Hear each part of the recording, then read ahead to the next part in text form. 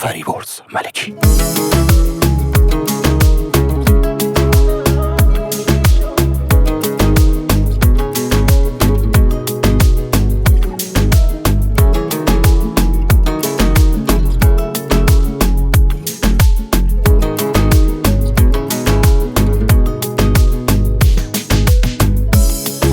تو بگیرم از کی میدونه کجایی بی من، دیوونگی یعنی همین که تو بیداری خوابتو دیدم، من دلم واسه تو پر زد، نبودی ولی خوب اشد من عکسا تو میبینم ای ازم، همه چی بعد تو یادم رفت، نکنه اومده کسی به جا من، دیوونه من هنو عکسا تو دارم، نکنه همه کی الکی بوده، اگه اینه چرا بودی کنارم، همه چی میره از یاد، همه چی از چش افتاد، همه چی مون به هم بیه فدای رنگ چشم میگه هم باد انگار ظرف بله مال من نبودن چشمات،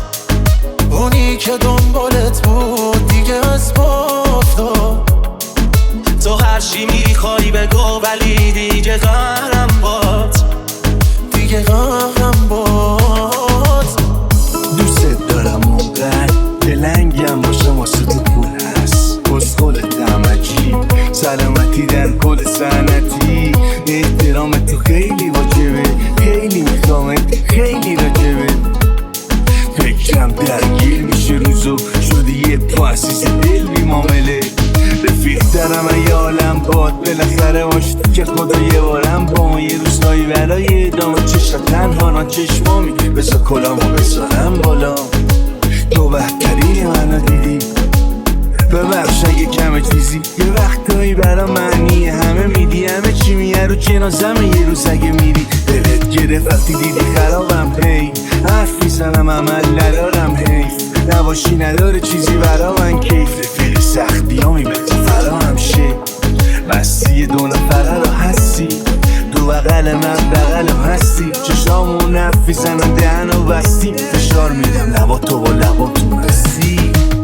نمیدونم یا چی شد دلو کندی از من راحت، نمیدونم چرا واقعا همه چی عادی شد بازم، کجا برم ای تو نباشه عطرت، گفتم بیا با هم بسازیم حست، تا دیدی من همه دل تو میخوام، منو کندی و قلبت دیگه قهرم باد، انگار ظرف بله مال من نبودن چشمات،